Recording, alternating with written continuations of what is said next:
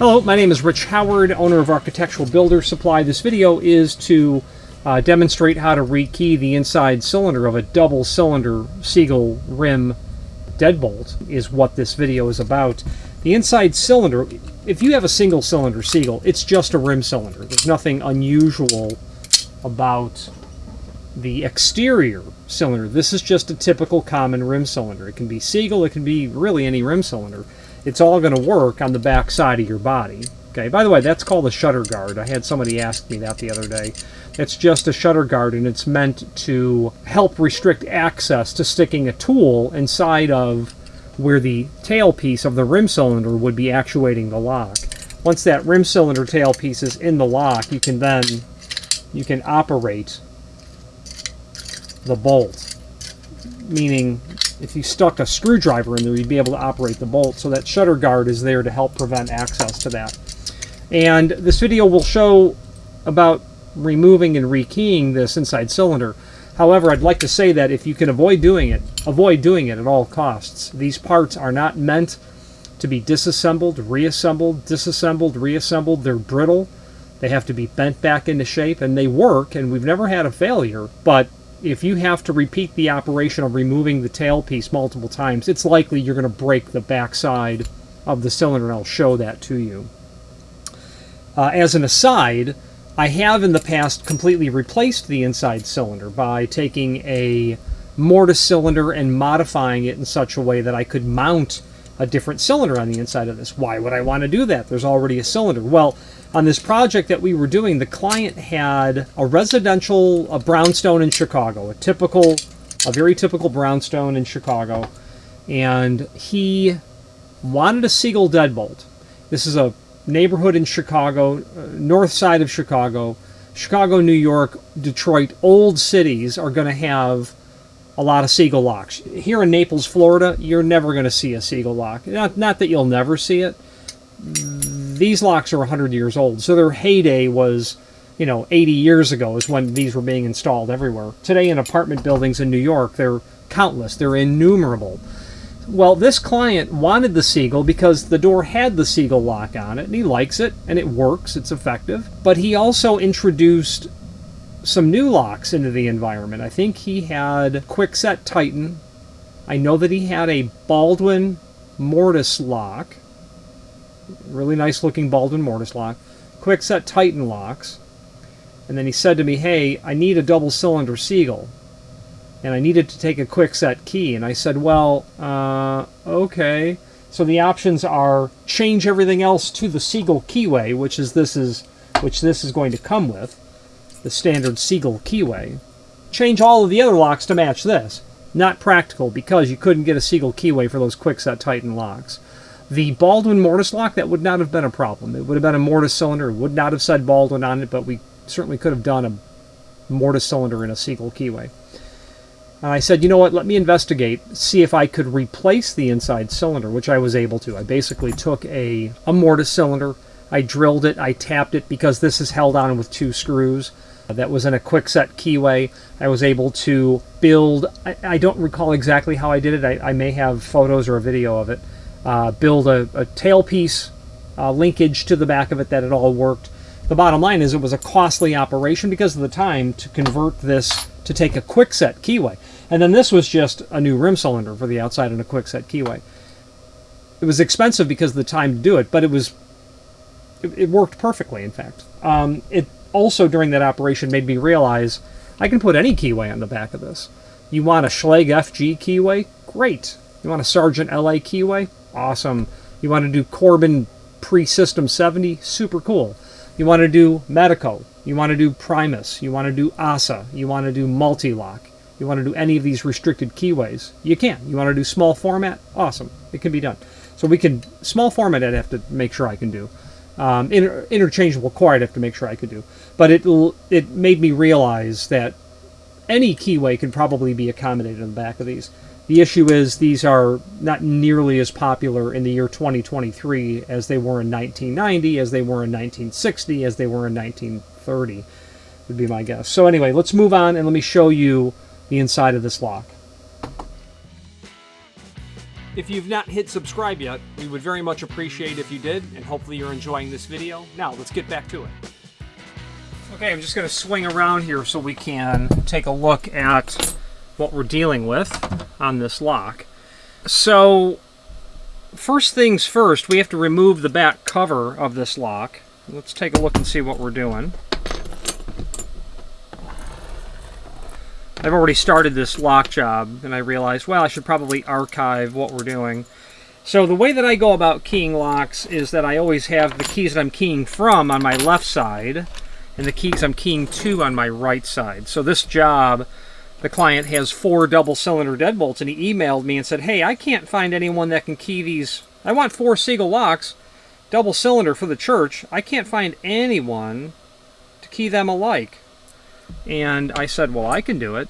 I've done it in the past, and I know it just simply takes a little bit more work. And because there are four locks, I put on the order a total of 6 cut keys, because it would be normal. People expect to get 2 keys per lock. So you've got 4 double-cylinder deadbolts. You're going to take the 2 keys from one of the double-cylinder deadbolts, of which there are already 2 cylinders that will operate from those keys. You're going to add to the order 6 cut keys, and you're going to add to the order 6 rekeying charges. You're not going to rekey all 8. You're only going to rekey 6. Because why rekey all 8? Just key the 3 deadbolts to the 1 deadbolt. So rim cylinder. Let's start with this. So the shutter guard, this plate has to come off.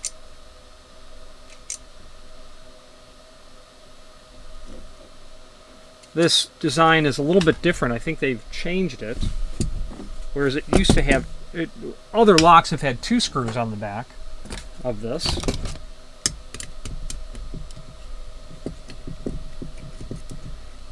Let's take a look. What you don't want to do is lose any parts, because unless you've got a large collection of machine screws, you want to avoid losing them. So the shutter plate comes off. Not too much to talk about that. There's a bolt on the back of here, obviously, the bolt mechanism, and that's not really a big deal in terms of if this thing were to fall out. There's not much really happening inside of here that you can't figure out. There's a spring, there's a bolt, there's a lever actuator. We're just going to leave that in place. So here's the situation. Those 2 here's the tail piece of the back of the cylinder. There are 2 screws that are there. Those 2 screws have to come out in order to get the cylinder off. You don't really need to remove it. I generally don't, but in this instance I'm going to want to remove this so that I can show you the cylinder and the parts a little bit closer rather than showing it to you right inside of the lock case. So I need a little bigger screwdriver for that, apparently. I shouldn't say bigger, I should just say proper.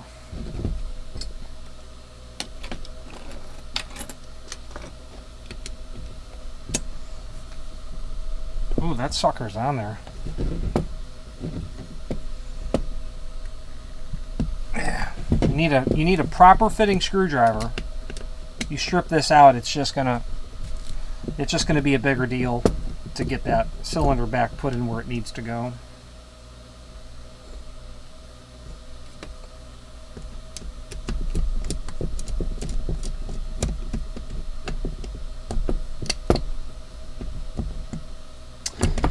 Yeah, so, yeah, okay. So in order to get this screw out, you've got to insert the key, and you've got to turn that tail piece. Yeah, my entire bolt fell out. That's okay. I'm going to leave that aside, and I'll show you how that goes back in. When that case is removed, the back case, nothing's holding that sliding bolt assembly in place. If you take a lock apart, you may want to, at that point with both of the screws removed, it will just come out.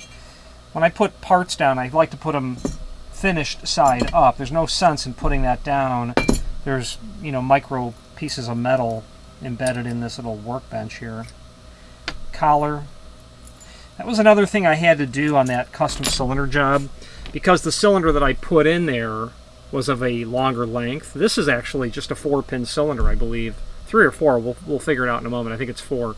The cylinder I had to put, when I rekeyed that, or pardon me, put the quickset keyway, I had a longer cylinder, so I did have to order a custom cylinder collar that was a greater length. This part was not inexpensive. That was part of what drove the cost of the job. That's called a pickle fork. That's a quickset tool, a tool from Quickset, cylinder removal tool. The industry would call it a pickle fork.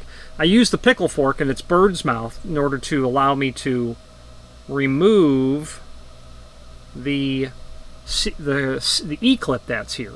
Okay, that E-clip has to come off. The bottom line is, though, these flanges, which I'll show you in a moment, are extremely brittle.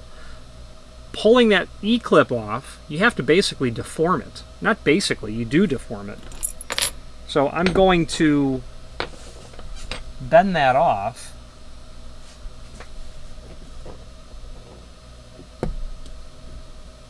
Just the edge of my pickle fork, I'm just going to pull that.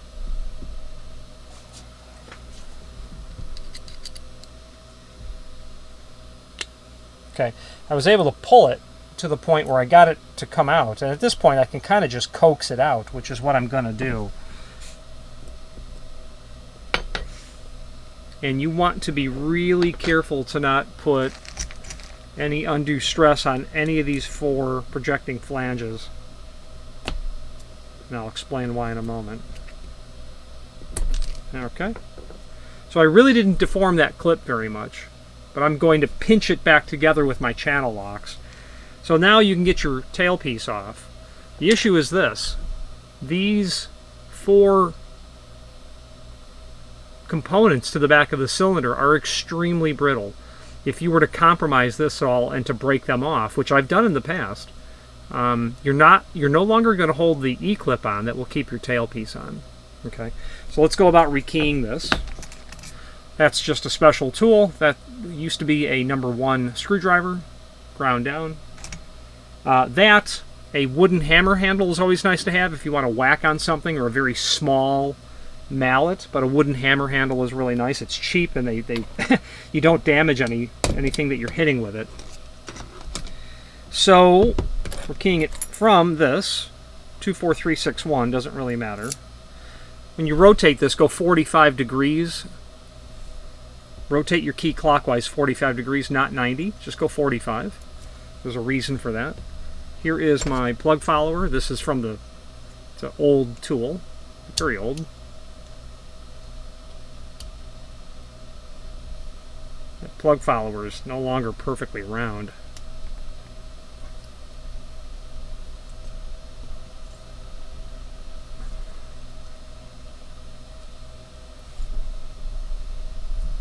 Okay, yeah.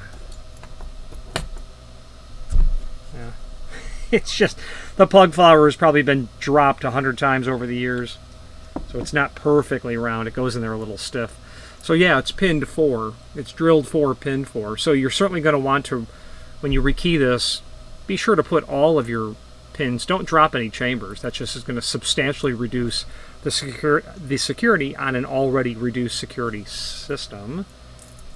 Put the original keys aside. Now we're going to bring our permanent keys. These are the bitting is 14131. I'm using a Lab 3000s universal kit, which is just really great for jobs like this because it's all you need, frankly. I'm dumping the original pins because they're just not. Using the universal kit sometimes is a blessing because you can use a pin that's in fact better than the original. That one pin in there that's a 4, I'm going to leave that and I'll try it, even though I think it's going to prove to be a little high for my purposes, but we'll try it. So a 1, and a 1 on a Segal is 0.186, I believe. Yeah, looks good. 141. Then I got a 3, and a 3 in a Segal might be a 228. Let's try it.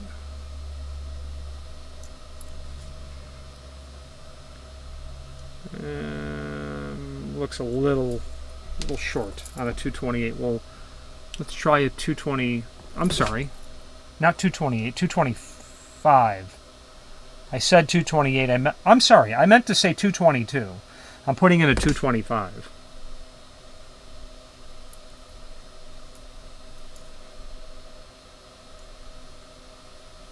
It may be okay. Let's put this back together and let's try it. Putting it back on a 45 so that my driver pins are going to ride over, right over this solid area of the plug.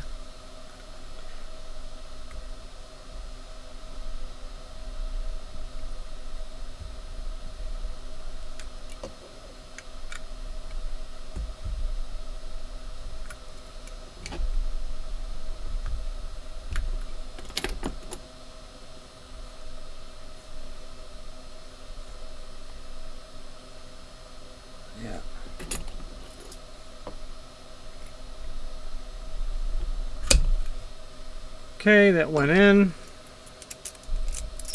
Yeah, my pin selection was good.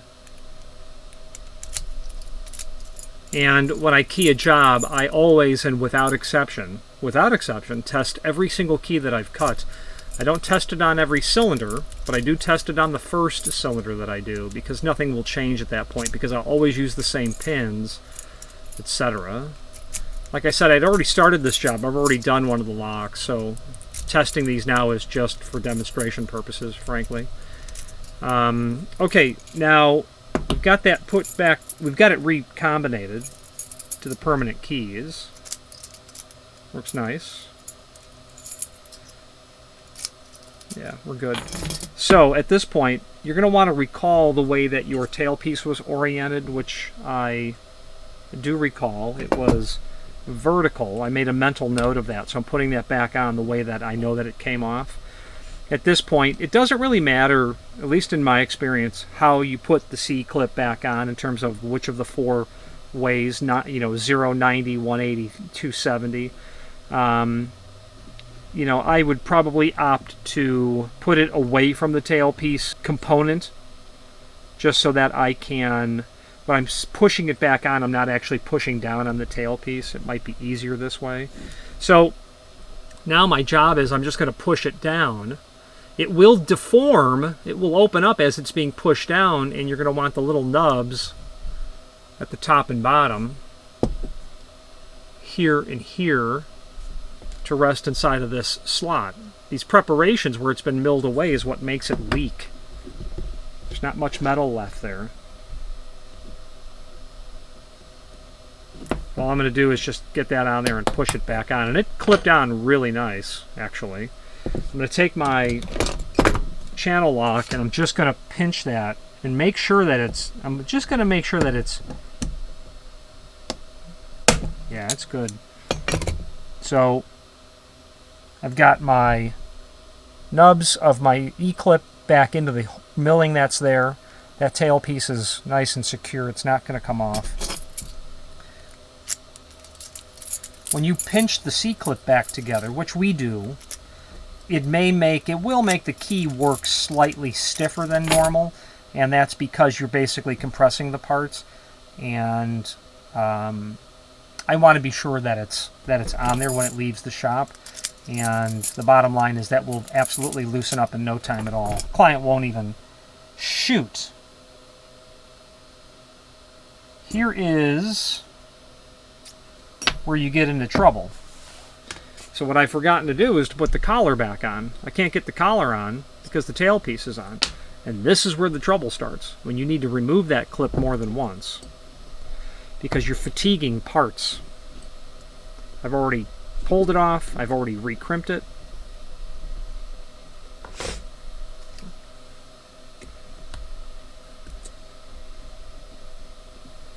So now I've got to go back through and take this off, which is not what I want to do. Okay.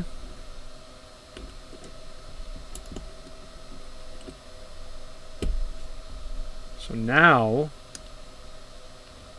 you might think that that was unfortunate. It was by design, because I'm attempting to illustrate Even with your best intentions, you can forget to do a step and have to redo it.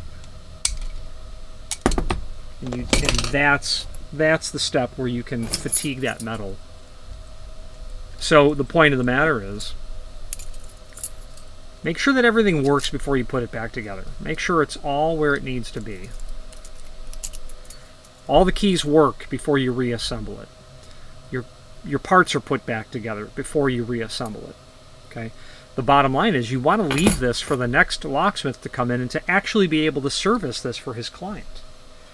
Because if you don't, it's just not best. It's not considered best practice as a locksmith. The term locksmith is used very loosely, I have found, in the world, and I really shouldn't use the term at all. I mean, while I can do locksmithing type work, I don't call myself a locksmith in the sense of a title because I'm really not that good at it. When you compare me or anyone who does it somewhat only upon demand, to get that other screw back in there, you've got to rotate that tailpiece out of the way. Someone who does it, I wouldn't say casually, but we're not locksmiths here. We're distributors of commercial building hardware. But when a client needs locks and locksmithing services are involved, we do it when we can, and we usually can always do it. But when you compare people in the world who use the term locksmith to people who are truly gifted individuals, you'll find that there's lots of different definitions of locksmith. The point of me babbling on about all of that is be mindful of what you're doing because it could snowball into a negative situation quickly. If I had to remove that, or if I over-crimped it or broke it, I don't have another one of these. I don't know how long it'll take to get another one of these. I don't know at what cost it would take to get another one of these. The bottom line is you've got a client who's got unsecured doors. Putting this, so we'll just move on. You get the point. There's a spring, a bolt spring. It can only go on one way, really. It's got the little hole here. The longer part sits underneath here. And then your locking shutter, your locking bar assembly, that can only go really in one sort of orientation. Little hook down here on the spring is going to rest right against this. Oh, I forgot. You can notice that the spring is lifted or bent up here. This curved part goes underneath that. So you can just slide that underneath and get it back together. The thing about locks is when you put them back together, it will either work perfectly or it doesn't work right. And you'll know at that moment whether or not you've put it back perfectly or you haven't. So as long as you're being honest with yourself about, hey, does it work or does it not, you'll conduct your locksmithing operations in a way that your client will be very happy that they hired you to do the work. So I've got it all put back together. One thing that I have going on here is a lot of oil on my hands. At this moment, when I do locksmithing, I always have a damp paper towel or whatever because I like to wipe my hands off constantly. Because you do one lock, no problem. By the time you get to the fifth lock, you're covered in oil. Just to complete this video, I'm going to just demonstrate. I would normally be wiping my hands at this moment, is the bottom line.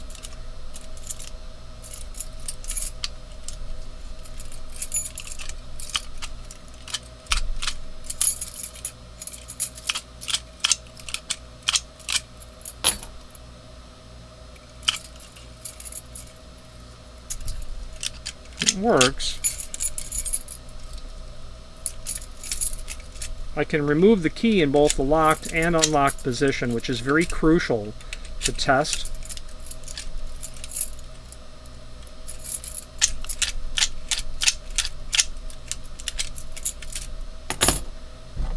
But I can't say that I'm in love with the action of what's happening here.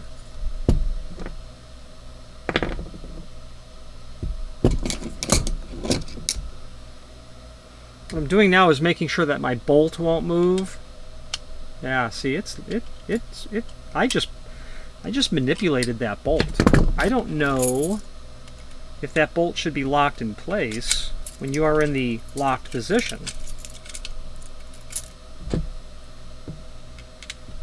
yeah, see, I'm able to manipulate that.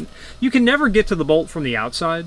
So what I'm doing right now is not anything that someone could use as knowledge to defeat the lock. But I'm going to remove the cover, and we're going to study. Yeah, see, something clicked. What was that? What was that something?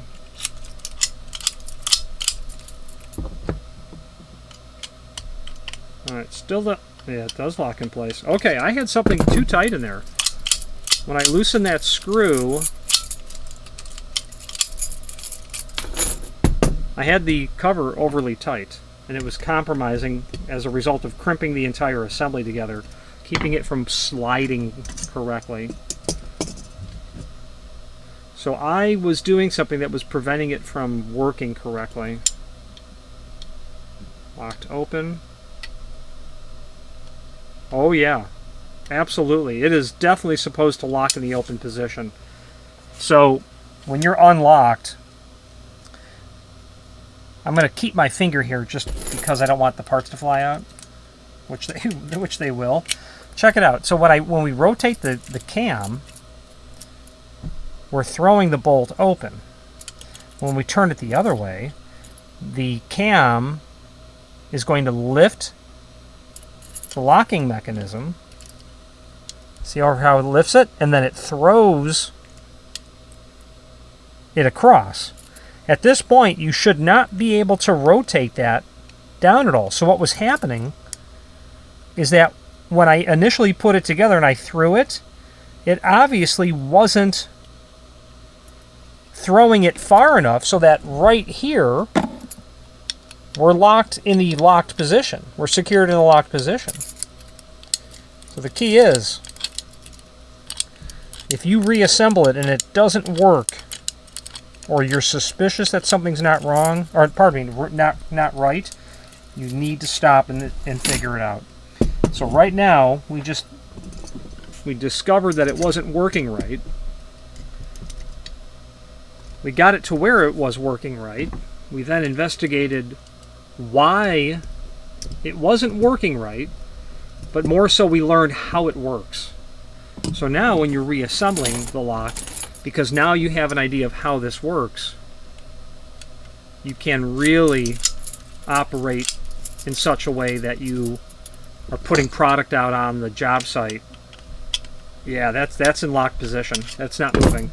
So we're in good shape here. So you're really not letting something get off your lock bench that you're not 100% sure is not of absolute quality for your client.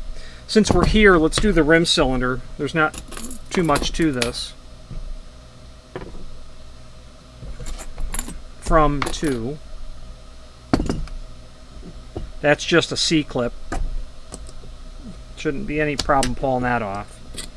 Kaba Ilko has changed, a few years ago, changed their system from these C-clips to a threaded cap on the back.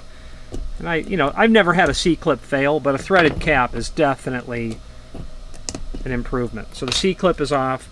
You'll take note, the tail piece is vertical. It's not horizontal, it's vertical. Put it back vertically. There's a reason it's put in the vertical orientation. The keys that we're keying it from, this will be pinned 5, that's for sure.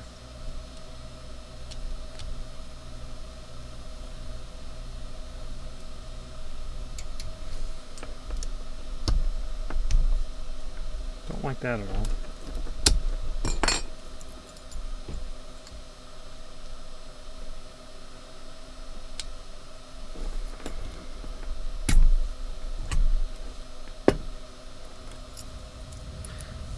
Pin 5. Dropped one pin. Doesn't matter, I'm really not reusing them anyway. 24361.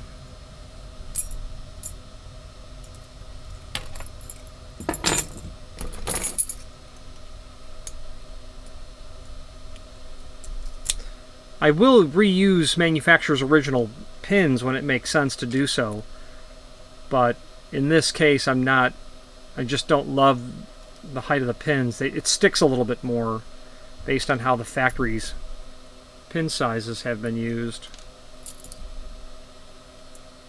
So now we're pinning it to 14131. And a 1, I think, was a 186. Yeah. 141. So the 4 I reused from the original in the second chamber. 141. Now I need a 3. I think a 3 was, what did I say, a 225, I think.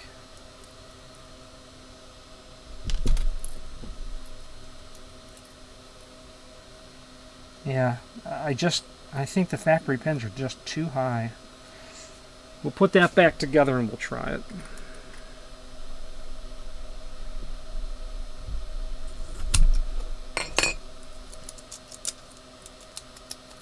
It clicks when I elevate, when I bend the key in that sort of orientation, but not enough to where it doesn't work.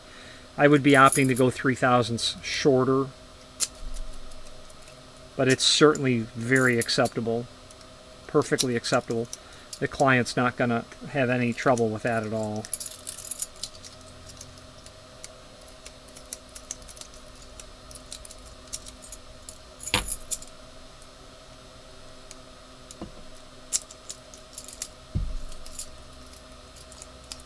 Yeah, those pins are a little high. My machine is probably 2/1000ths of an inch out.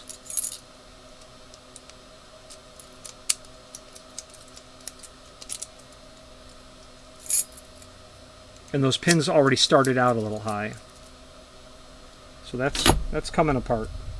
We're fixing that. It clicks a little bit with the factory original pins, and because my machine is extremely well still within tolerance, but I know that it's about 2/1000ths because I measured it yesterday. I measured a key blank that I duplicated. The difference between the first and the second generation key was about 2/1000ths. Yeah, we're getting rid of that factory 1 at the end.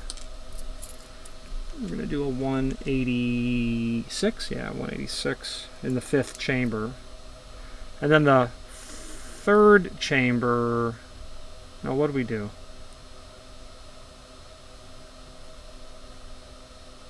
We reused the 2nd chamber. That 4, I don't remember what the 4 was. 4 may have been a 237. Yeah, a little bit better there. Let's put that back together and see what happens.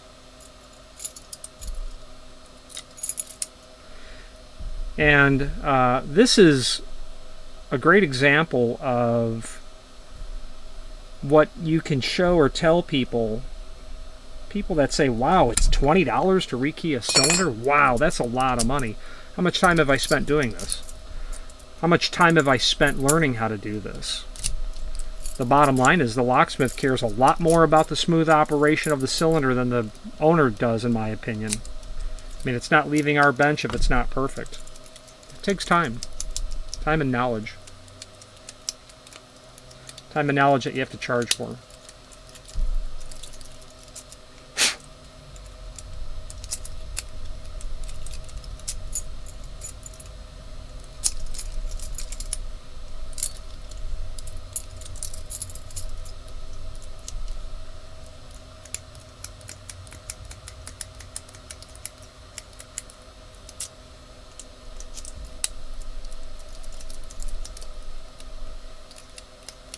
What I'm doing is I'm actually trying to make it fail. I'm lifting the key because in the broaching of the plug, there's a small amount of play in there that you can lift the key. I'm just really trying to make any instance where it does not work. You know, the client's not going to use the key in that sort of situation. Yeah, we're good. Tailpiece went on vertically. If you're not sure of what you're doing before you start doing it, take a picture of the lock before you start working on it, and that will allow you to at least refer to something before you've taken it apart. I'm putting the clip on back here because it's easier on the top of the piece of brass to slide the spring down, the C-clip down with the pickle fork. I know that is slightly deformed. I can see it, or at least I believe I can see it. I'm just going to pinch it together. Actually, no, that's no good. Everything I just did is no good. That was not intended. Bottom line is it has to go on from either side because I'm not gripping the tailpiece. It has to go from the right side or the left side.